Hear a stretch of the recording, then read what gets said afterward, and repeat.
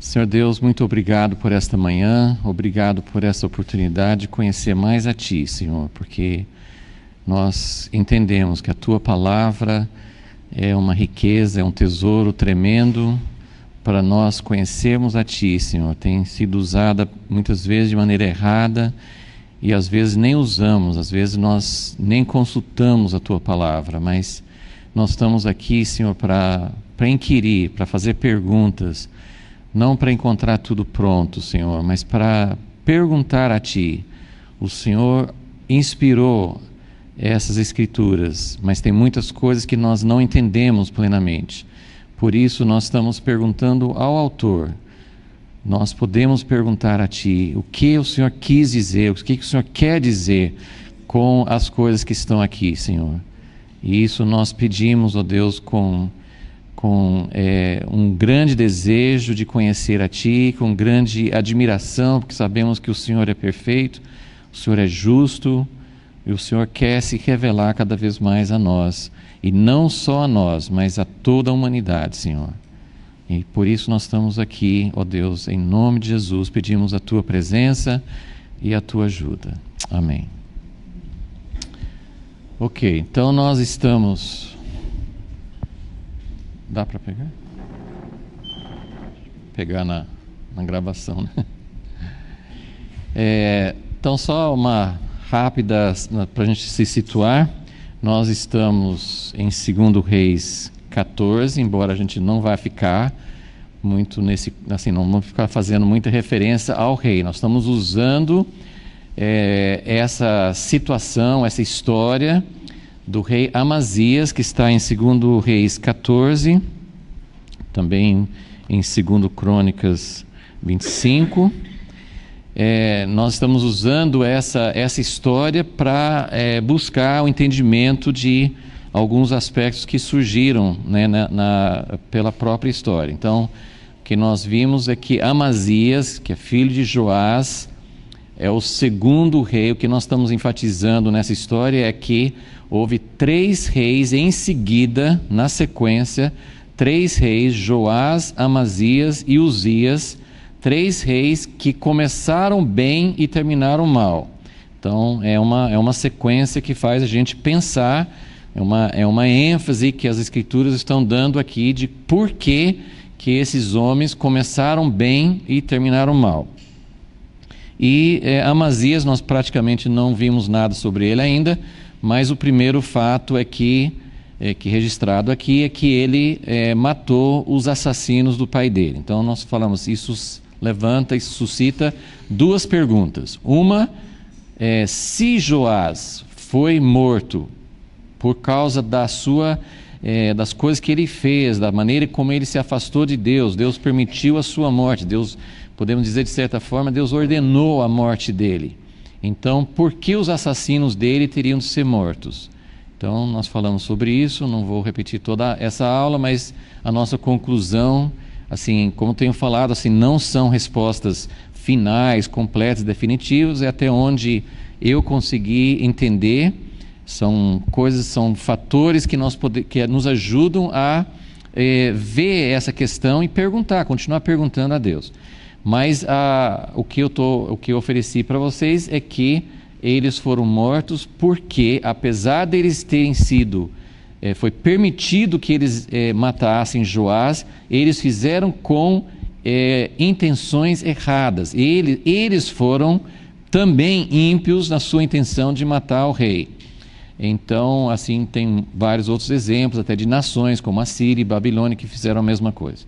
Então, Deus permite que pessoas ímpias, que pessoas que não servem a Deus, façam a vontade, façam o que Deus quer. Deus permite, porque Deus, Ele é realmente soberano sobre todas as coisas, mas isso não significa que a pessoa que faz aquilo é isenta, né? E a gente até aplicou isso na igreja, que muitas coisas são feitas na igreja de maneira carnal, que Deus permite por razões que nem sempre são claras para nós, mas principalmente divisões, rebeldias, críticas, ações erradas, muitas coisas são feitas na igreja. Deus pode ter permitido aquilo porque as pessoas responsáveis ou porque a própria igreja estava distante de Deus, mas isso não significa que a pessoa que fez aquilo fez o que Deus queria e ela será julgada por Deus também. Então é algo muito sério para a gente avaliar. A segunda pergunta, então, é essa que nós estamos analisando aqui, porque aparentemente há uma contradição, porque quando fala que Amazias matou os assassinos do pai dele, e a Escritura também coloca como um fator positivo, que Amazias não matou os filhos dos assassinos, só matou os próprios assassinos, e isso tem base na lei, Deuteronômio 24:16, que fala que os filhos não serão mortos por causa dos pecados dos pais, cada um será julgado, cada um será disciplinado por causa do próprio pecado. Mas aí tem outro texto que fala que quando Deus deu os 10 mandamentos, e em outras revelações, na outra revelação, em Êxodo 34, Deus fala que Ele é misericordioso, que Ele é compassivo, que Ele é justo, que Ele é longânimo, mas também fala que Ele perdoa os pecados, mas também fala que Ele é justo, Ele não inocenta o pecado e visita a iniquidade dos pais nos filhos até a 3ª ou 4ª geração. Mesmo que não tivesse outro texto, isso aí já é uma coisa que Deus é justo de fazer isso. Então, nós já tivemos domingo passado falando sobre isso. Basicamente falamos sobre esse primeiro ponto, dizendo que no contexto, todas as vezes que fala sobre essa forma de Deus visitar a iniquidade dos pais nos filhos, Deus está falando sobre sua aliança com o povo. Então, a visitação da iniquidade dos pais nos filhos é uma atitude de aliança com o povo e, na verdade, aí a gente leu em Levítico 26 mostrando, eu gostaria que vocês abrissem novamente, eu só vou retomar nossa linha de pensamento a partir desse texto, em Levítico 26, porque eu acho que é um texto fundamental para a gente entender isso, porque ele está dizendo, na verdade, como isso vai acontecer. Como que Deus vai visitar a iniquidade dos pais nos filhos? Porque nos parece muito injusto pensar que os pais pecaram e os filhos, ou os netos, ou os bisnetos vão pagar as consequências, né? Então, em Levítico 26, eu não vou ler todo o texto, mas ele fala, no versículo 39, que quando chegar no ponto máximo, Deus tem vários graus de disciplina, mas quando chegar no ponto máximo da disciplina do seu povo no Velho Testamento, que era tirar o povo da terra prometida e levar para o cativeiro, esse era o ponto máximo. Por que máximo? Você acha que isso é pior? Ir para o cativeiro, será que é pior do que ser derrotado na guerra, do que sofrer enfermidades, do que ter seca? Será que é pior? Do ponto de vista da aliança, é pior, porque a terra prometida representa o lugar da nossa aliança, estar na relação certa com Deus. Quando o povo está na sua relação certa com Deus, eles estão na terra prometida. Quando Deus tira o povo da terra prometida, é divórcio, é como dizer assim, vocês não são mais meu povo. Só que não é final, mesmo isso não é final. Deus mostra muito que mesmo indo para o cativeiro, não acabou a aliança, mas é a medida mais drástica no arsenal de Deus, né, nos instrumentos que Deus usa para disciplinar seu povo. A coisa mais severa que Deus pode usar é tirar o povo da terra prometida. Então, no versículo 39, quando ele diz: aqueles que de vós restarem nas terras dos seus inimigos serão consumidos por causa das suas iniquidades, também por causa das iniquidades de seus pais. Então esse aqui está mostrando exatamente o que Deus falou que ia acontecer. Ele falou assim: eu sou um Deus ciumento, se vocês forem atrás de outros deuses, eu vou ficar com ciúme e vou exercer juízo aos poucos, advertindo, dando chance, dando tempo. E a minha tese, a minha proposta para vocês é que essa 3ª ou 4ª geração é justamente, não é a questão de dizer, não, Deus não julgou os pais e os filhos ou os netos que vão sofrer. Não, a ideia Ele vai dar tempo para que os filhos e os netos e os bisnetos se arrependam. Então, quando eles estão na terra prometida, estão longe da terra prometida, estão no cativeiro, eles serão consumidos por causa das suas iniquidades e por causa das iniquidades dos pais. Versículo 40: mas se confessarem a sua iniquidade e a iniquidade de seus pais, suas infidelidades contra mim, suas hostilidades diante de mim, por causa das quais fui contrário a eles e os conduzi até dos seus inimigos, então se o seu coração incircunciso se humilhar e tomarem por bem, podem sublinhar isso, se você gosta de sublinhar ou realçar na sua Bíblia, se tomarem por bem. Isso, gente, é uma coisa que a gente precisa entender, porque você pode sofrer disciplina de Deus e não aproveitar nada, e essa é a maior tragédia que existe. A maior tragédia não é Deus disciplinar individualmente ou como igreja ou como povo. Isso não é a maior tragédia. A maior tragédia é ser disciplinado e não mudar. Tem uma cena muito forte disso no Apocalipse, que fala, em uma das pragas, fala que tem umas coisas que os homens estão sofrendo, os homens estão gritando de dor, e fala assim que os homens continuam amaldiçoando a Deus e não se arrependem, apesar de tudo que estão sofrendo. Então, essa é a maior tragédia. Deus mandar juízo, o juízo de Deus sempre tem um objetivo bom. O juízo de Deus sempre é para nos chamar a atenção e fazer com que a gente se volte para Deus. Então, a maior tragédia é não se arrepender quando Deus pesa a mão, quando Deus age conosco. Nem tudo que acontece na nossa vida, de ruim, de difícil, de provação, de situação difícil na nossa vida, nem tudo é por causa de pecado. Mas Deus sempre tem um objetivo. Por exemplo, Jó não foi julgado por causa de pecado, mas Deus queria falar com ele. Tinha um objetivo. Tinha algo que Deus queria fazer. Deus não estava brincando com Jó. Estava? Deus estava fazendo uma... quem lê a Bíblia com olhos ruins, Deus que provocou Satanás, Deus que falou assim, está vendo meu servo Jó? Aí Satanás vence, mas tira o que ele tem, que ele vai amaldiçoar. Então, os dois poderosos lá estão brincando com Jó. Não é assim. Deus tem uma contenda com Satanás. Satanás tem uma contenda com Deus, mas o que ele está fazendo na vida de Jó tem um objetivo total, soberano, que não é por causa de nenhum outro fator. Deu para entender? Deus é tão grande que para ele está agindo com povos e nações e toda a humanidade, e ele está agindo com você e comigo ao mesmo tempo. O que ele faz tem a ver com um propósito geral para toda a humanidade, mas tem a ver com nossa vida individual. Deus é grande, Ele mantém todas essas coisas em equilíbrio perfeito e em justiça perfeita.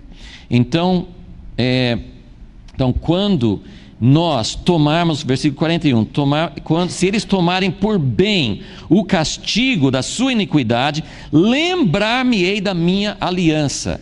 Então, uma das coisas que, eu não sei se eu já enfatizei, mas naqueles textos de Êxodo 20, nos 10 mandamentos, também em Êxodo 34, quando Deus se revelou a Moisés, quando ele fala que ele visita a iniquidade dos pais nos filhos, a terceira e quarta geração, ele também fala que ele também abençoa milhares, não é terceira ou quarta geração, milhares de gerações daqueles que o amam. Então, o que ele está querendo dizer nesses textos é sempre que a aliança dele, o recede dele, é muito mais forte do que o seu castigo. A misericórdia e o amor de Deus é muito mais amplo, muito mais poderoso do que a ira de Deus. E se você imagina a ira de Deus, que é descrito na Bíblia, a ira de Deus é muito grande, é muito poderoso. A gente não quer ficar, eu não quero, você não quer ficar sujeito à ira de Deus. Mas o amor de Deus é muito, muito maior. Amém? Então, vamos ficar do lado do amor, vamos ficar do lado da aliança com Deus e vamos entender a natureza de Deus.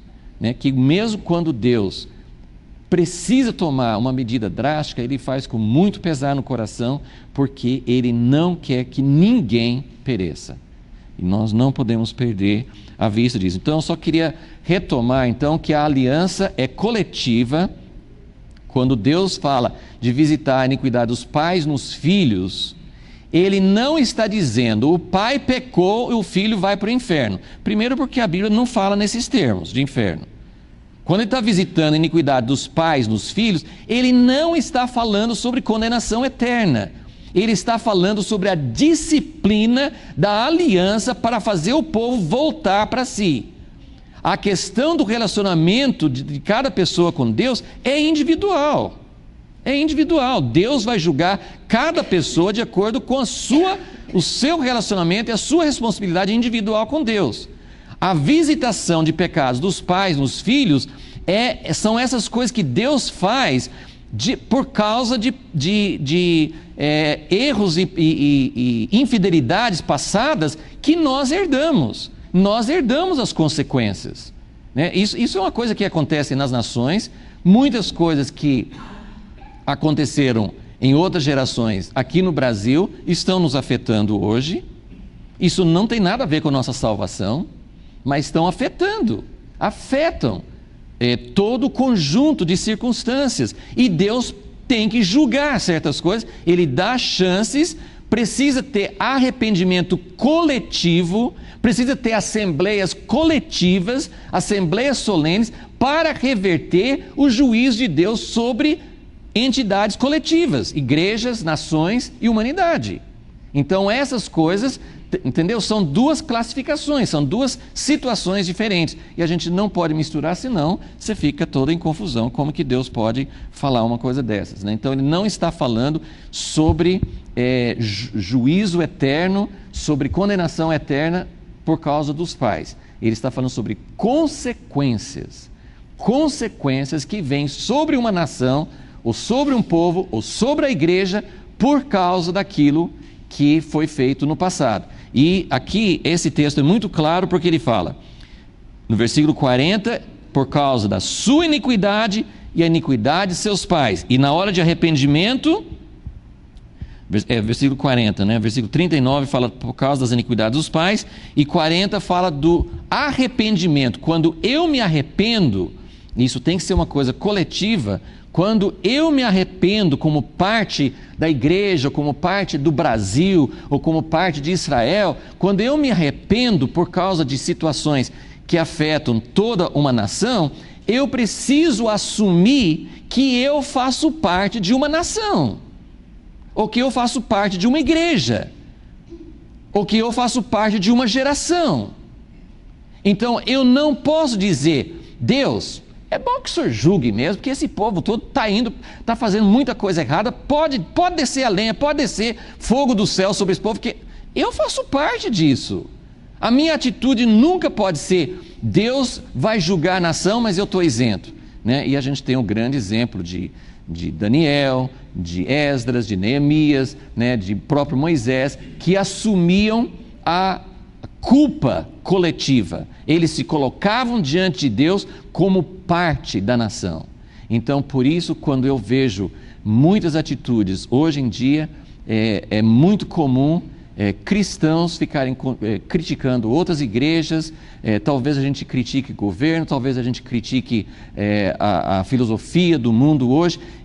Tudo bem, eu tenho que me separar disso, eu tenho que estar fora da corrupção, eu tenho que estar fora de ter outros deuses além de Deus, eu tenho que me separar, mas eu não posso apontar o dedo como se eu não fizesse parte. Deu para entender a diferença? Nós precisamos assumir, eu sou brasileiro, eu sou da igreja, eu sou dessa geração, Deus perdoa a nós, perdoa a nossa iniquidade, perdoa a iniquidade de nossos pais, perdoa a iniquidade de nossos governantes, perdoa a iniquidade de nossos líderes, perdoa as iniquidades dos meus pais, dos meus avós. A gente precisa assumir essas coisas, porque nós não somos separados, nós fazemos parte de um povo. ok? Então, eu anseio muito por uma atitude diferente da igreja no meio da situação que nós vivemos hoje. Então, essa é a resposta básica, né? Nós vamos entrar nesses outros pontos, mas essa é a ideia básica. Se você não tiver essa ideia, eu não sei como conciliar Deus visitar a iniquidade dos pais nos filhos com a outra do Velho Testamento. Nem estamos falando da Nova Aliança. No Velho Testamento Deus fala, cada um vai dar conta de si mesmo, né? Tem em Deuteronômio, tem em Jeremias. Não tem mais essa que os pais comeram uvas azedas e os filhos que estão com os dentes, né, assim, todos sensíveis, né? Ele fala, esse é um provérbio, né, que eles tinham. Então assim, para com isso. Isso não é verdade. E aí Ezequiel 18, né, que ele explana, 33, ele explana tudo isso. Então é muito forte, né, Deus deixa muito claro que ele não é injusto, ele não vai julgar um filho por causa da iniquidade dos pais. Então, por isso nós precisamos entender essa questão coletiva.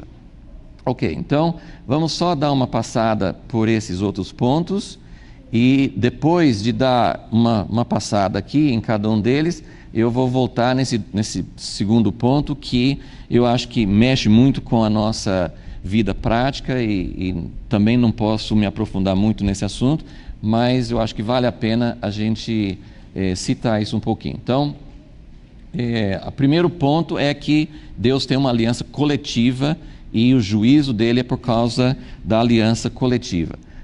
Agora, a segunda questão existe realmente uma transmissão de pais para filhos, ok? Então, isso eu não preciso gastar muito tempo para falar sobre isso.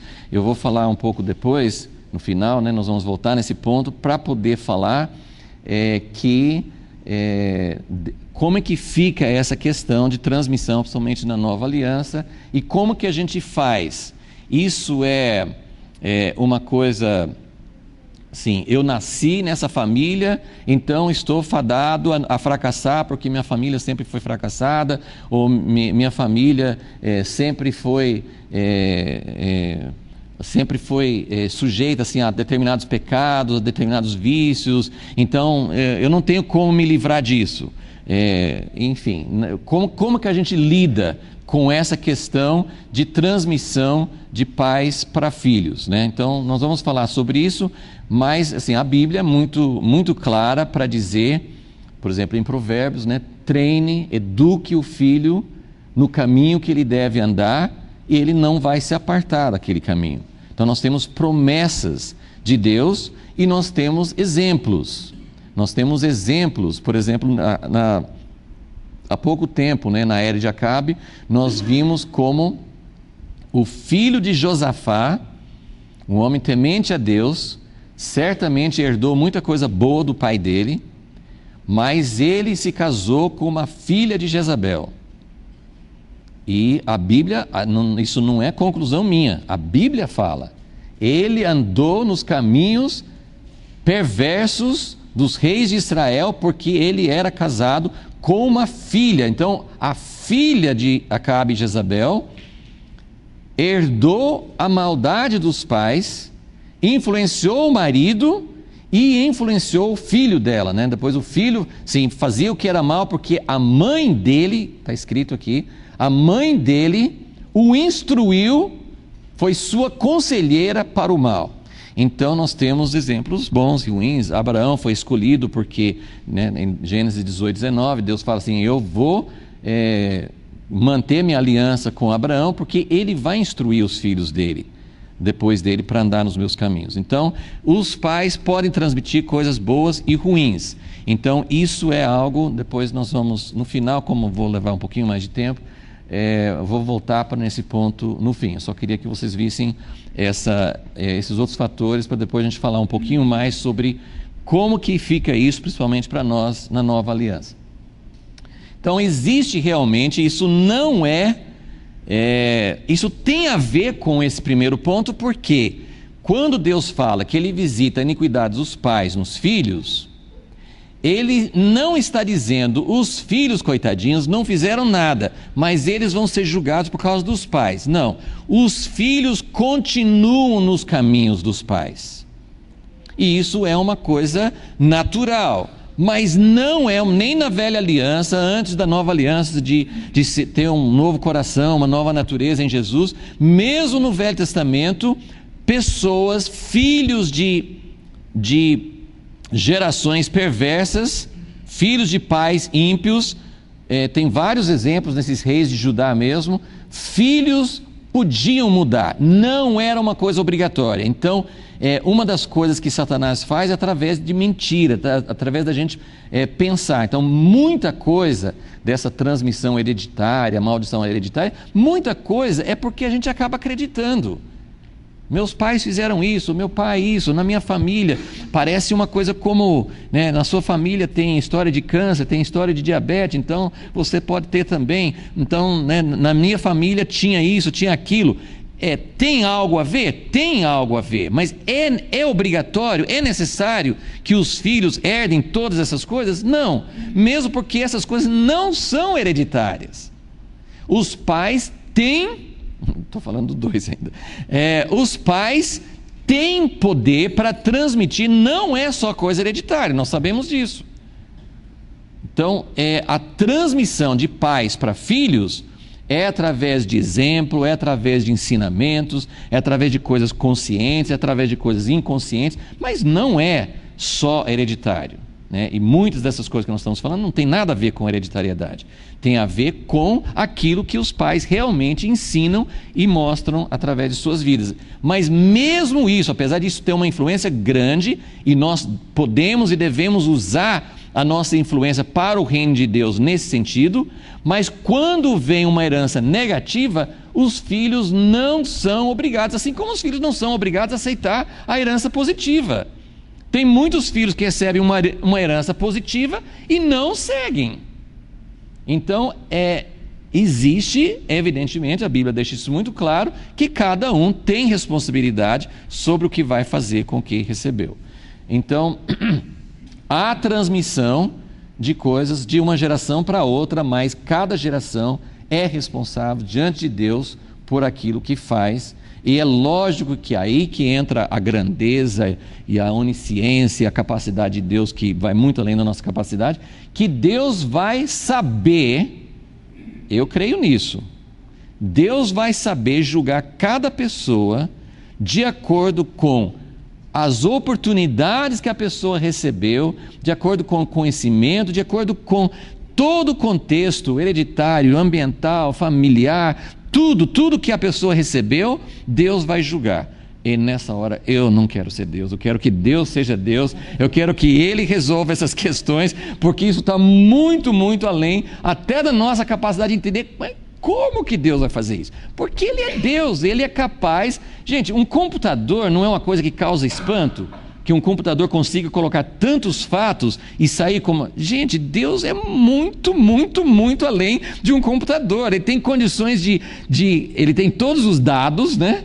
Ele tem dados completos, que o computador só faz aquilo que você alimenta, né? Os dados que ele tem. Deus tem todos os fatos, todas as informações e toda a sabedoria e todo o amor para saber, toda a justiça para saber como lidar com aquilo. Então Deus vai saber como resolver essas questões. Então vamos lá, o terceiro ponto, quando nós estamos falando sobre terceira e quarta geração, é importante lembrar um fato que a Bíblia assinala em vários lugares, que existe o que é chamado de acúmulo progressivo. O termo que a Bíblia usa é o cálice de Deus que vai enchendo. Então, Deus, por que Deus não julga a primeira geração? Porque Ele está dando oportunidade. Mas o que Ele está esperando? Ele está esperando chegar ao ponto, o que Ele quer é que não chegue nesse ponto. Deus não quer que o cálice encha. Mas Ele está esperando, Ele só vai agir quando o cálice encher. E outra vez, nós não temos muitos dados sobre como que o cálice enche, quando que enche. É a mesma coisa que eu sempre falo aqui nas aulas sobre a nossa relação com Deus. Até que ponto que Deus suporta a nossa infidelidade? Até que ponto? Quantas chances que Deus vai dar? Primeiro que a gente nem sabe direito quando nós... Isso foi uma chance? O Senhor me deu uma chance? Às vezes a gente está tão insensível que a gente nem percebeu que Deus nos deu uma chance. E outra que não tem número certo, né? Porque se eu soubesse que Deus vai me dar 10 chances, eu vou até a 9ª, né? Falar, Deus, tá bom, minha cota esgotou, agora eu vou andar na linha. Não tem isso, nós não sabemos. O que nós sabemos é que existe um ponto. Deus é longânimo, Ele espera muito, mas isso não significa que Ele espera qualquer coisa. Ele chega um momento, que é mais ou menos o 5º ponto aqui, que é um dia a ira de Deus vem. Então Deus está esperando, Deus está trabalhando conosco individualmente, com a humanidade como toda, com a igreja, etc. Ele está trabalhando conosco. Existe uma linha, nós podemos atravessar a linha, mas o temor de Deus, e nem deve ser por causa disso, eu não quero ofender a Deus, não é porque assim, Deus, está muito boa a minha vida de rebeldia, de ser contra o Senhor, mas quando eu souber que se eu continuar assim eu vou para o inferno, aí eu mudo. Isso é a vida cristã? A vida cristã é, eu amo a Deus, eu não quero continuar, a minha vida de independência, a minha vida de querer ser dono de mim mesmo é terrível, eu só estrago a minha vida. Então, e outra coisa, eu amo a Deus, eu quero agradar a Ele. Então a motivação tem que ser outra, mas a questão é que existe este acúmulo. Eu só vou citar porque eu não quero tomar muito tempo, mas em Gênesis 15 tem uma das experiências, um dos encontros bem marcantes de Abraão com Deus, né? Ele já tinha saído da terra dele, já tinha ido para a terra prometida, mas ele não tinha filho, e foi uma conversa franca, né? Gênesis 15 eu gosto sempre de lembrar, né, que como é um relacionamento de um amigo de Deus, porque Abraão foi chamado amigo de Deus, e Deus falou assim, Abraão, nós somos amigos, né? E vai dar tudo certo, e eu sou seu galardão. E Abraão, em vez de falar assim, é mesmo, Senhor, que bom que o Senhor é para mim, Abraão já entra na lata e fala assim, ó Deus, que negócio de galardão é esse aí que eu nem filho não tenho? E quem vai herder, se o Senhor for me dar um monte de riqueza e galardão, eu nem tenho filho para deixar, quem vai herdar tudo que eu tenho é um servo, né, um servo que trabalha comigo, né? Então ele foi, se perguntou direto para Deus, aí tem Deus levou ele para ver as estrelas, e Abraão creu em Deus, e recebeu como justiça e tal.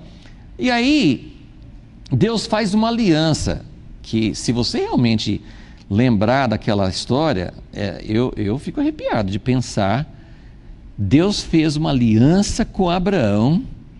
Quando eles faziam aliança, era um costume, não era a primeira vez que isso acontecia, eles matavam os animais e dividiam os animais no meio e deixavam um corredor entre as duas partes.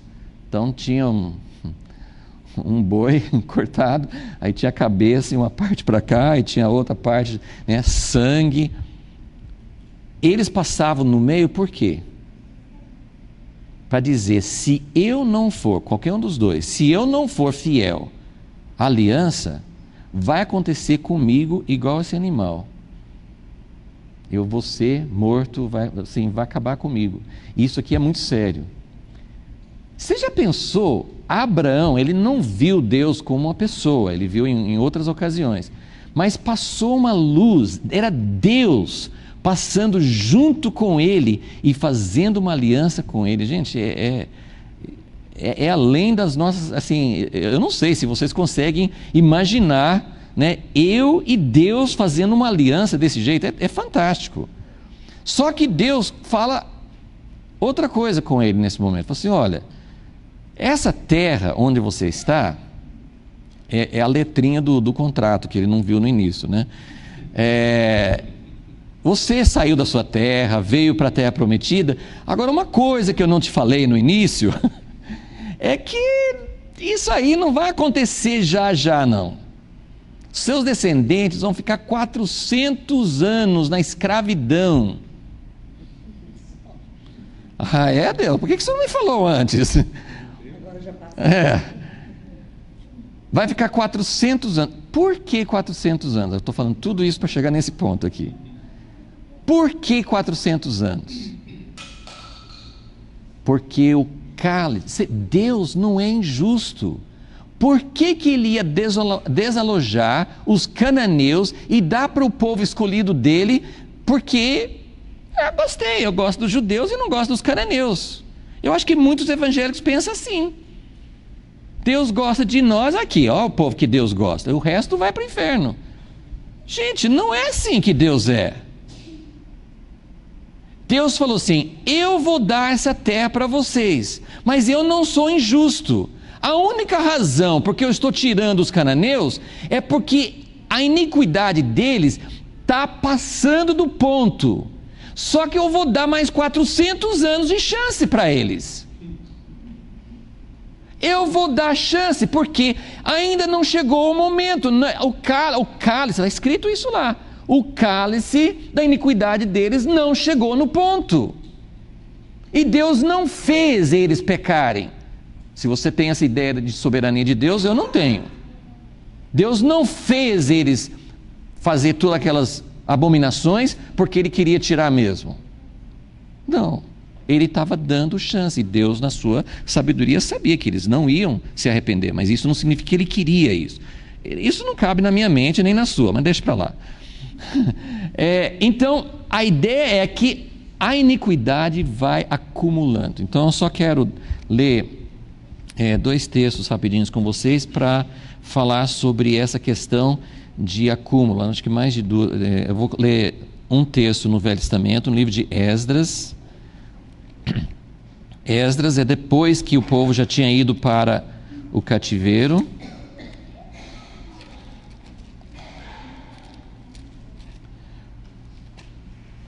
Em Esdras capítulo 9,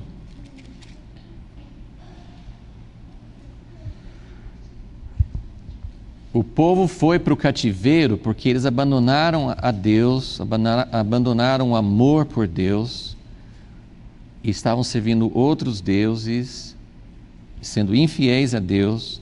Eles passaram pelo cativeiro, foram trazidos de volta, porque Deus é misericordioso e recede, a aliança dele não falha. E aí, quando eles voltaram para a terra, eles começaram a fazer a mesma coisa de novo. Porque assim, eles não chegaram a fazer. Porque na verdade, assim, na história do povo judeu, parece que eles nunca mais voltaram como povo, eles nunca mais voltaram para a idolatria, depois do cativeiro. Mas no capítulo 9 conta que eles estavam se casando com outras nações. Isso não era uma questão de pureza racial, era porque Deus não queria que misturasse o culto a Deus com outras, idolatria, com outros deuses. Então, quando Esdras viu isso, ele ficou arrasado, ele arrancou cabelos, ele jejuou, ele ficou assim, ele ficou desesperado. Porque nós vamos repetir nossa história tudo de novo. Mas o que eu quero que vocês vejam é o seguinte, versículo 5. Então, na hora do sacrifício, Esdras 9:5, na hora do sacrifício da tarde, levantei-me da minha aflição, havendo já rasgado minha túnica, meu manto, e me pus de joelhos, estendi as mãos para o Senhor meu Deus e disse: meu Deus, estou confuso, envergonhado. Agora eu quero que vocês vejam que Esdras, Esdras não tinha feito nada de errado. É essa atitude que eu estou procurando dentro de mim. Eu não estou falando de outras pessoas, estou falando que eu não encontro essa atitude dentro do meu coração. Quando eu vejo o que está acontecendo no Brasil, na igreja, eu não tenho nenhuma vontade de falar assim: Deus, perdoa o meu pecado. Que é meu pecado? Não fui eu que fiz aquilo. Mas Esdras fala assim: meu Deus, estou confuso e envergonhado para levantar a ti a minha face. Eu não tenho coragem de olhar para o Senhor. Eu vou ficar olhando para baixo porque eu não tenho coragem. de olhar o Senhor, porque olha o que o Senhor fez por nós e nós estamos repetindo tudo de novo. A minha face, meu Deus, porque as nossas iniquidades se multiplicaram sobre a nossa cabeça e a nossa culpa cresceu até os céus. Então eu só estou dando alguns indícios rápidos, isso aí poderíamos levar muito tempo, mas a Bíblia fala em vários lugares sobre o acúmulo progressivo de maldade e culpa. Não é só o fato de que a nossa geração está fazendo coisas piores do que as outras, mas é um acúmulo.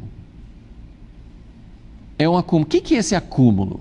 Ele fala assim, as nossas culpas, se esse fosse o primeiro pecado, a primeira vez que a nação fosse infiel, seria outra história. Então, qual é a situação desta geração? Eles estão nessa posição, eles não são ignorantes, eles sabem que foram para a Babilônia, eles sabem que voltaram de lá, eles sabem por quê. Vocês entenderam? Não é uma culpa, meu Deus, você está levando a gente, culpando a gente, mas não foi a gente que fez tudo. Não, é uma culpa progressiva. Por que progressiva? Porque cada geração Deus vai falando e a gente não escuta. Então isso que ele está falando assim, a nossa culpa vai crescendo, assim como vai crescendo quando o povo é obediente e anda nos caminhos do Senhor. Cada geração vai crescendo mais no conhecimento de Deus, na presença de Deus, Deus vai agindo mais, Deus vai abençoando mais. Então funciona nos dois sentidos. Então quando as famílias,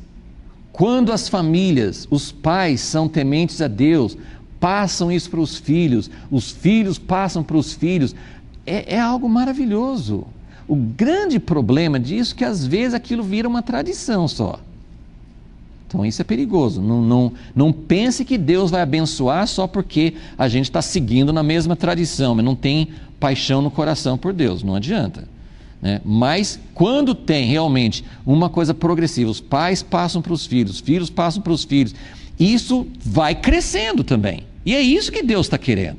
É de geração em geração, chegando ao ponto que Deus quer. Só que na maioria, né, da humanidade está acontecendo o contrário, né? Nós estamos vendo uma passagem pior, cada geração pior, e isso vai crescendo, né? A nossa culpa cresceu até os céus, desde os dias de nossos pais até o dia de hoje estamos em grande culpa. Então eu só queria que vocês vissem essa questão. Ele coloca isso, Neemias coloca isso, Daniel coloca isso, assim, é sempre essa ideia de que nós somos ainda mais culpados do que os pais, porque nós vimos o que Deus fez, nós fomos advertidos, né? Então Jeremias 2, versículo 30.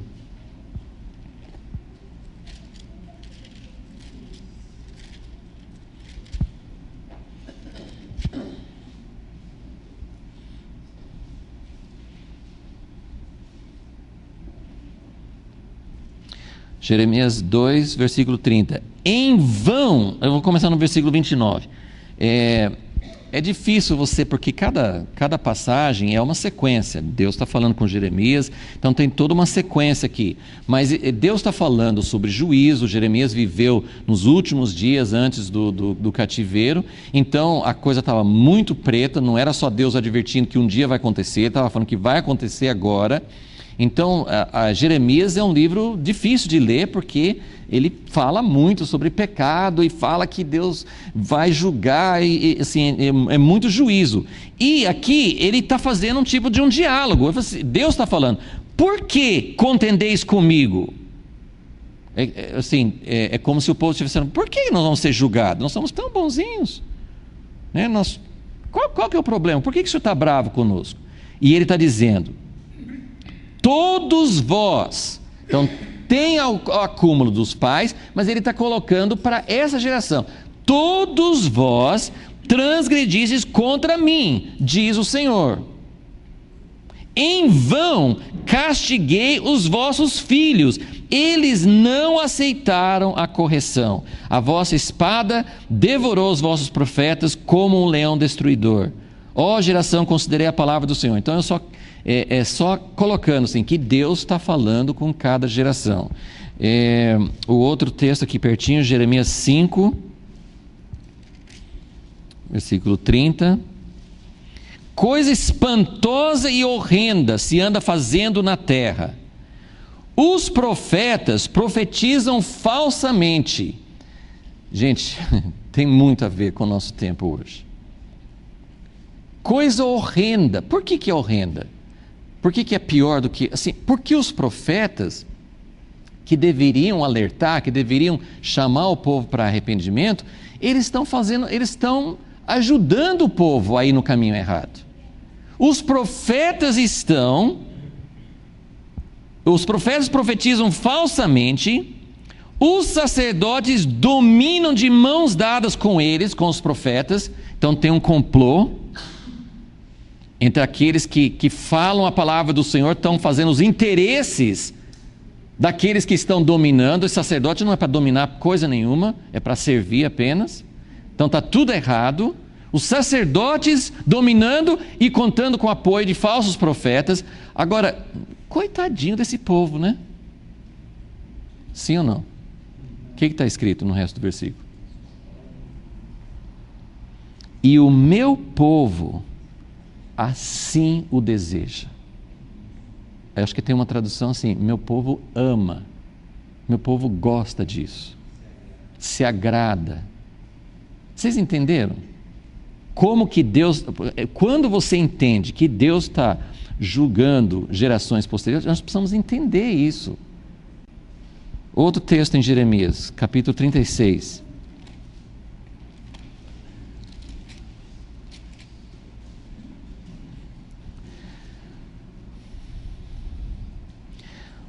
Esse aqui é 36, assim, os capítulos de Jeremias não são organizados cronologicamente.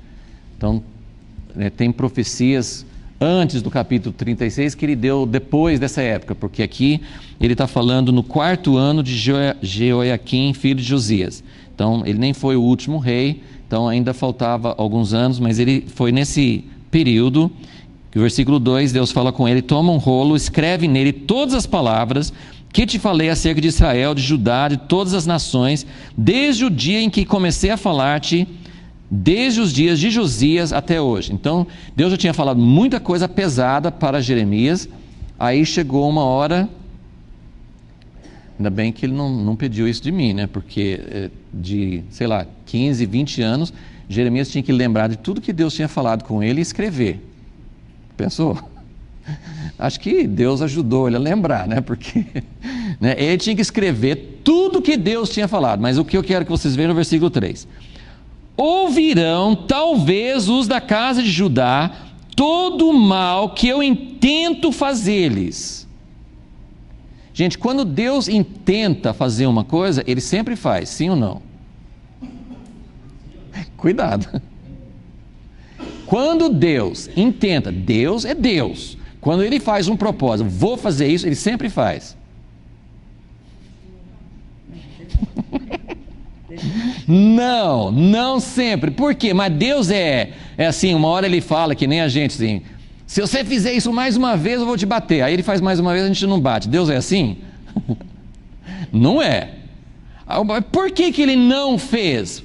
Por que em alguns momentos Ele pode não fazer? Está escrito aqui: talvez ouvirão talvez os da casa de Judá todo o mal que eu intento fazer-lhes, para que cada qual se converta do seu mau caminho, e eu perdoe a sua maldade e o seu pecado. E se Deus perdoar o pecado, o que Ele vai fazer? Igual em Nínive, que Jonas ficou bravo, porque falou assim: daqui 40 dias Deus vai destruir Nínive. Aí o povo acreditou, mudou, e Deus mudou. E Deus, tem um livro, né? Acho que é escrito pelo irmão André, aquele que vai nos países comunistas, assim: e Deus mudou de ideia. É um título bom para um livro, né? E Deus mudou de ideia. Deus não é homem para que minta ou se arrependa, né? Está escrito na Bíblia. Mas é muito claro na Bíblia, ele fala várias vezes: se houver arrependimento, eu mudo. A intenção de trazer juízo é se o povo não se arrepender. Então, quando Deus fala, eu queria que vocês pegassem toda essa ideia, esse contexto com a Bíblia. Deus fala, eu visito a iniquidade dos pais, dos filhos, até a terceira ou quarta geração. Se os próprios pais se arrependerem, não vai ter juízo na terceira ou quarta geração. Ou se os filhos se arrependerem, ou se os netos se arrependerem. Ele está dando chance. Na verdade, como eu já falei, muitas vezes não é nem terceira e quarta. Tem histórias na Bíblia assim que Deus esperou muito mais do que 4 gerações. Então Deus espera, Deus aguarda para que haja arrependimento, né? Então, só que tem essa questão do acúmulo. Só mais um texto no Apocalipse, no último livro da Bíblia, Apocalipse 18.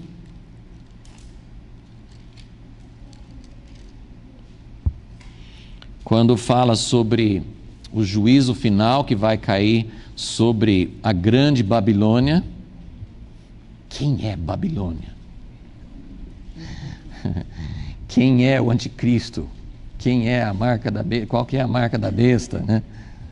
Eu vi uma notícia, eu nem li, né? Mas eu vi um e-mail esses dias, chegou assim, porque já detectaram a primeira pessoa que tem um chip, né, na mão, sei lá onde, descobriram onde que é. Daí todo mundo fica assim, nossa, então está chegando a marca da besta, né? Quem é Babilônia? Como que é, né? A gente precisa entender quem é a Babilônia, porque nessa, seja quem for a Babilônia, nela, a Bíblia está no último versículo do capítulo 18, fala, nela se achou, versículo 24, nela se achou o sangue dos profetas, dos santos, de todos que foram mortos na terra. Então, essa Babilônia, que é um sistema, mas é um sistema composto de pessoas, essa Babilônia tem uma maldade progressiva. E Deus está esperando. Aí voltando para o versículo 5, ele fala, versículo 4, ouvi outra voz do céu dizer, sai dela, povo meu, para que não sejas participante dos seus pecados, para que não incorras nas suas pragas, pois os seus pecados se acumularam até o céu. E Deus se lembrou das iniquidades. O que quer dizer Deus se lembrou? Ele tinha esquecido? Né? Várias vezes, quando fala assim, de Deus se lembrou da aliança com Abraão, Isaac e Jacó, quando o povo estava no Egito. Deus nunca esqueceu. Mas quando fala assim, Deus se lembrou, é porque é o momento de entrar em ação. O cálice encheu. Deus se lembrou, porque nós temos uma ideia de que Deus não está vendo. Não é possível que Deus deve estar dormindo. Porque para ter tanta coisa ruim acontecendo na terra e Deus não faz nada, Ele não pode estar vendo. Não, Deus está esperando as coisas acumularem. Então, isso chega a esse ponto. Então, esses pontos são todos interligados. A paciência de Deus. Então, Deus está esperando o cálice se encher. Esse negócio vai cair ainda. Deus está esperando o cálice se encher. Por que Ele está esperando o cálice se encher? Ele está esperando que haja arrependimento. Ele está dando chance para que haja arrependimento. Vamos ler um texto bem conhecido em 2 Pedro, que fala sobre essa paciência de Deus. 2 Pedro 3. Aqui novamente tem todo um contexto. O capítulo 3, né, 2 Pedro 3, começa falando assim.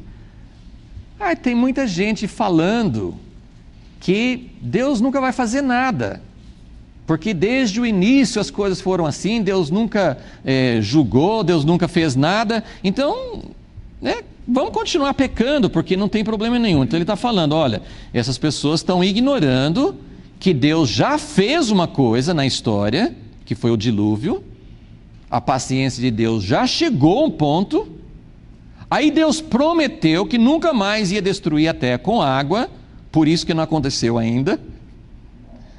Todos os dilúvios e terremotos e coisas assim que têm acontecido, assim, é que Deus está assim, cuidado, vai acontecer, mais uma vez, não com água. Então aí no versículo 7, versículo 8, ele fala assim, mas amados, não ignoreis uma coisa, que um dia para o Senhor é como 1000 anos, e 1000 anos como um dia. O Senhor não retarda a sua promessa. Nesse caso aqui, que promessa que é? É muito importante, quando você lê um texto na Bíblia, você tem que procurar. Isso aqui, você tem que procurar o contexto. Isso aqui ele não está falando sobre uma promessa boa. Ele está falando assim, Deus falou que um dia ele vai acertar contas com a injustiça. Pode ter sentido Deus querer santidade se todas as coisas ruins que são feitas por nós não têm consequência nenhuma? Pode ter sentido a bondade de Deus? Deus é bom, porque muitas pessoas ou pensam que Deus assim, ou querem pensar que Deus é bom e Ele fecha os olhos para as coisas ruins e Ele sempre tolera e sempre perdoa. Não, Deus é muito misericordioso, Ele dá muitas chances, mas tem consequência, tem que ter consequência, tem que ter a ira de Deus, senão o amor não tem valor. Se você ama alguém, mas se aquela pessoa que você ama não retribui amor e vai atrás de outra pessoa e você nem liga, eu continuo amando, eu amo aquela pessoa, ela pode fazer o que ela quiser, pode me desprezar. Isso é amor? Não pode. Deus tem ciúme, Deus tem juízo, Deus tem ira. Eu não posso entender Deus de outra forma. Só que Ele espera muito. Então a promessa de Deus aqui é essa promessa de que um dia Ele vai acertar contas. Deus não retarda a sua promessa, ainda que alguns a tenham por tardia. Ele é longânimo para convosco. Por quê? Por que Ele está esperando tanto? Aqui está anunciado. Não querendo que ninguém se perca, senão que todos venham arrepender-se. Então essa é a explicação de Deus a respeito de si mesmo. Ele vai visitar a iniquidade. Quando Ele visita a terceira, ou quarta, ou quinta, ou 10ª geração, como Ele fez com a nação de Israel, isso não significa, porque a Bíblia não trata dessa forma, a gente não sabe como que é, mas não tem a ver com o inferno. Essa questão de Deus visitar a iniquidade dos pais nos filhos. Deu para entender? Isso tem a ver com a disciplina da aliança. E a disciplina da aliança, nesse caso, ele não fala isso para Babilônia, para Nínive, para a Síria, ele não fala isso. Ele falou com o povo com quem ele tem aliança. Lógico, o objetivo de Deus é trazer toda a humanidade nessa aliança. Mas a visitação da iniquidade, o castigo de Deus, é uma questão de aliança. Quando nós quebramos a aliança, Deus vai disciplinar para que a gente volte. Como a gente leu em Levítico, a ideia é, ele falou assim, eu vou tirar vocês da minha terra, vocês não vão ser meu povo mais. Mas depois ele fala assim, não, mas eu não esqueci da minha aliança. Lá na terra onde vocês vão, no cativeiro, vocês vão se arrepender, vão voltar e a minha aliança vai continuar. Entendeu? Então, quando Deus fala sobre visitar a iniquidade, é nesse sentido. Tem a questão de transmissão de pais para filhos, o acúmulo de maldade, isso é um fator importante para saber por que Deus não agiu assim. Quem sabe como é que está o cálice de Deus é só Deus, né? Então tem um cálice lá, talvez está faltando uma gota ou duas ainda, não sei quantos estão faltando, né, para as coisas começarem a acontecer, mas tem coisas acontecendo na nossa geração já. A paciência de Deus é para isso, e a ira de Deus, como ele fala no Apocalipse, um dia virá. Então não é uma ameaça vazia. Deus não fala só para todo mundo ficar com medo. Um dia vai ter acerto de contas. Eu não sei como que é, eu não sei o que Deus vai fazer, como Ele vai julgar cada pessoa. Tem vários textos, como em Romanos 2, que fala que as pessoas que tiveram lei, os judeus, serão julgadas pela lei, mas as pessoas que não tiveram lei, ou seja, as pessoas que não tiveram conhecimento do Evangelho, vão ser julgadas também pela oportunidade, pelo conhecimento, pela maneira como eles reagiram àquilo que Deus deu para eles. Então tem realmente algo que Deus tem um critério que Ele vai usar para julgar todas as pessoas de maneira justa. Mas ele está aguardando, ele está dando chance para que as pessoas cheguem ao arrependimento. Gente, não vai dar para falar sobre esse último ponto, sinto muito, vocês vão ter que voltar na próxima aula, mas eu vou terminar lendo um texto em Isaías 54, que também eu só queria assim, deixar bem forte essa maneira de Deus agir. Quando Deus visita a iniquidade dos pais nos filhos, quando Deus julga, quando Deus disciplina um povo, uma nação, a igreja tem sido muito julgada por Deus durante a história. Muitas vezes Deus tem se afastado, a igreja é muito grande, muito diferente de um lugar para outro e tal, muitas coisas não acontecem exatamente igual com todos, mas Deus está sempre trabalhando para trazer as pessoas de volta. Então eu queria que vocês vissem aqui, vamos terminar lendo Isaías 54, para nos consolarmos na fidelidade de Deus. A única coisa que eu não consigo me consolar muito nesse texto aqui é que o conceito de Deus de tempo é diferente do meu. Aí vocês vão ver por que eu estou dizendo isso. Isaías 54, ele está falando já assim ele está falando sobre a igreja o povo dele, né, que já passou por disciplina. Então ele fala, versículo, dá para ler tudo, né? Eu vou começar no versículo 4. Não temas, não serás envergonhada, não te envergonhes, não serás humilhada.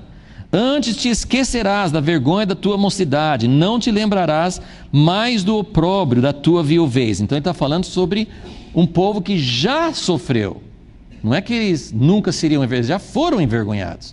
Porque ela foi considerada uma viúva, é como se Deus tivesse abandonado.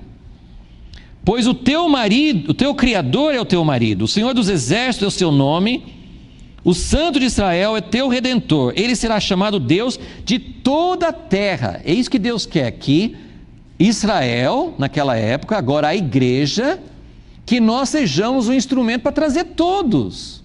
Deus nunca queria que os judeus fossem os únicos e todos os outros são abandonados. Não, nós somos os instrumentos para trazer todos ao conhecimento de Deus. Versículo 6, o Senhor te chamará como a mulher desamparada e triste de espírito, como a mulher da mocidade que fora desprezada, diz o teu Deus. Por que ela foi desprezada? Porque ela pecou, porque ela foi infiel, né? Mas agora Deus está falando assim, eu vou trazer você de volta. Agora essa é a parte que Deus tem um conceito diferente. Ele fala assim, por breve momento. Deus, pode ser breve para o Senhor, mas para mim não foi. Se um dia é como 1000 anos, quanto que é 50 anos da minha vida para Deus? Quantos minutos é para Deus? Né? Mas é lógico que Deus entende, Ele sabe como nós somos, e se Ele não sabia perfeitamente, Ele mandou Jesus para experimentar na carne o que é passar por nossa situação. Mas por um breve momento, Paulo fala isso em 2 Coríntios 4, né? Nossa breve e momentânea tribulação, não é isso? Então, um dia nós também vamos ver dessa forma. Um dia nós vamos para assim, puxa, passou aquilo, né? Eu acho que uma das melhores comparações é a dor de parto, né? De uma mulher que está dando à luz natural, né? Porque a cesariana ela não sente nada, né? Mas a dor de parto natural, né? Dizem, né? Como eu não sei como é essa dor, né? Elas dizem, né? Que é a dor mais severa, mais forte que existe, né? A dor mais forte.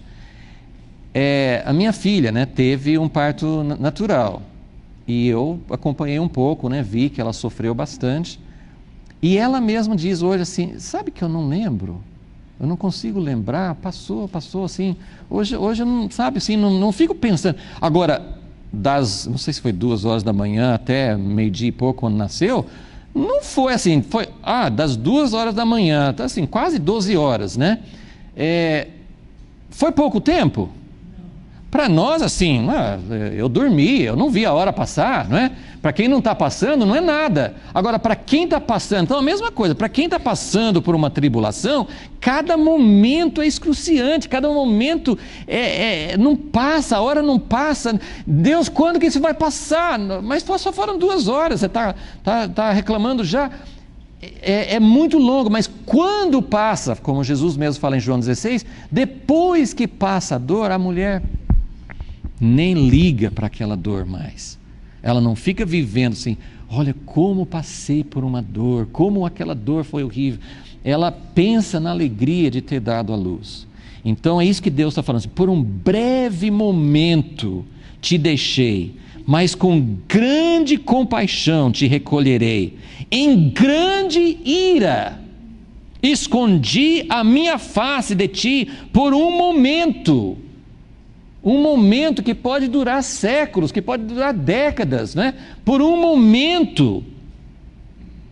Mas com benignidade, essa palavra benignidade é recede, com recede eterna, me compadecerei de ti. É isso que eu quero dizer. Até a 3ª ou 4ª geração, a gente lê isso aí e fala assim, nossa, que Deus duro, hein?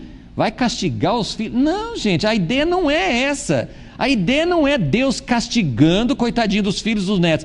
A ideia é Deus dando chance, porque Ele não quer fazer isso, e Ele faz muito mais misericórdia, porque o que Ele faz nessas 3 ou 4 gerações, ou depois que chega a hora de julgar, é um momento, e depois Ele traz de volta. Agora, todas as pessoas, por exemplo, de Israel, que pecaram contra Deus, que foram infiéis, todos voltaram? Todos voltaram de Babilônia? Não. Então, existe a questão individual. Tem pessoas que se afastam de Deus e nunca mais voltam. Vocês entenderam? Então, nós estamos falando sobre um tratamento coletivo, mas Deus lida com as pessoas no seu relacionamento individual.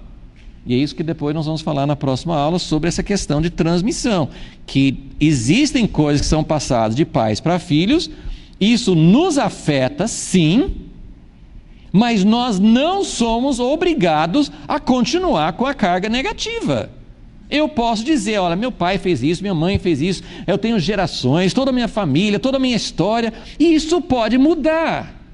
Nós não somos obrigados, eu tenho uma responsabilidade diante de Deus, o que é que eu vou fazer com a minha situação? E Deus vai saber como tratar. Mas coletivamente Ele está dizendo, eu me compadecerei de ti, diz o Senhor, o seu Redentor. Isso será para mim como os dias de Noé, quando jurei que as águas de Noé nunca mais inundariam a terra.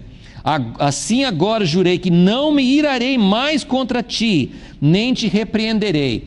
Isso aqui, também vamos falar um pouco mais sobre isso na próxima aula. Isso aqui ele está falando da nova aliança. Porque como que Deus fala que aconteceu tudo isso, Ele julgou, Ele trouxe o povo de volta depois do cativeiro e nunca mais eles vão errar? Porque Ele está falando assim como eu falei que nunca mais ia mandar um dilúvio, eu nunca mais vou ficar bravo com você. Ai, que bom, Deus. Mas é porque Ele está contando com a nova aliança, com a nova criação, né? Assim também jurei que nunca mais me irarei contra ti. Olha só, né, no versículo 13: todos os teus filhos serão ensinados do Senhor, e grande será a paz de teus filhos. Então é isso que Deus está fazendo. Ele está trabalhando para nos trazer, para nos aperfeiçoar, para nos purificar. Deus tem um plano eterno. Deus está trabalhando Ele tem uma coisa em vista que a gente não enxerga direito. Eu estou preocupado com o meu dia de hoje, de amanhã, do mês que vem, o que vai acontecer com a minha vida, o que vai acontecer com meus problemas. Eu estou muito preocupado com isso. E Deus se preocupa porque Ele nos ama.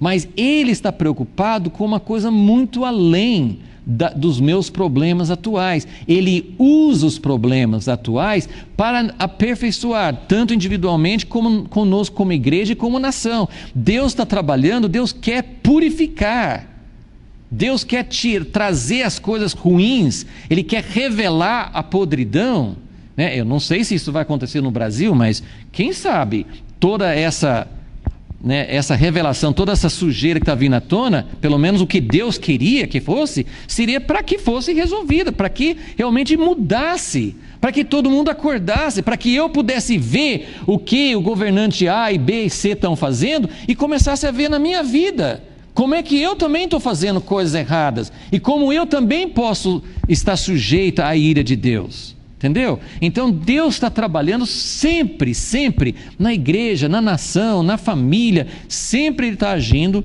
para trazer a gente de volta, para que a gente entre nessa aliança eterna. E quando passar tudo, a gente vai falar que nem a mãe que passou por uma dor de parto. Sabe que eu não me lembro mais? Eu sei que foi difícil, mas olha, meu filho, não tem, se fosse 2 vezes essa dor de parto, eu passaria, não é isso? E quando Deus forma o que Ele quer em nós, a alegria de ter uma comunhão com Deus, de ter uma pureza na nossa comunhão com Deus, vale a pena. Amém, irmãos? Senhor, nós confessamos a Ti, Senhor, que há muita coisa aqui que não entendemos, mas que com toda certeza o Senhor está trabalhando na nossa vida. O Senhor está trabalhando com a humanidade. Tem muitas coisas que nós não sabemos quanto tempo temos, quando as coisas que lemos na Tua Palavra, quando essas coisas vão acontecer. Mas nós queremos a Tua vinda, queremos o Teu reino. O Teu reino, quando vier em plenitude, vai ser tão maravilhoso, tão perfeito, que toda a provação, toda a tribulação para chegar até lá, todo o sofrimento vai ser como nada aos nossos olhos, porque o Senhor está preparando uma coisa eterna, um reino inabalável, algo permanente. E eu oro, ó Deus, para que todos nós aqui possamos realmente aceitar os Teus tratamentos por bem, não por mal, não reclamando, não ficando amargurado contra Ti ou contra outras pessoas. Que nós possamos, ó Deus, abraçar, ó Deus, os Teus tratamentos, a Tua disciplina, e possamos, ó Deus, desejar ardentemente o Teu reino eterno. Ó Deus, que nós possamos ansiar por isso, que nós possamos colocar nosso coração, nosso tesouro nisso, Senhor. Investir a nossa vida, investir o nosso anseio, Senhor. Isso não significa ficar alienado das coisas daqui, mas significa trabalhar aqui em prol de algo eterno. Que sejamos fiéis, que sejamos perseverantes, que sejamos, ó Deus, aqueles que o Senhor está trabalhando e aperfeiçoando e purificando para produzir uma noiva, para produzir um reino. Isso nós pedimos e clamamos a Ti, em nome de Jesus. Amém.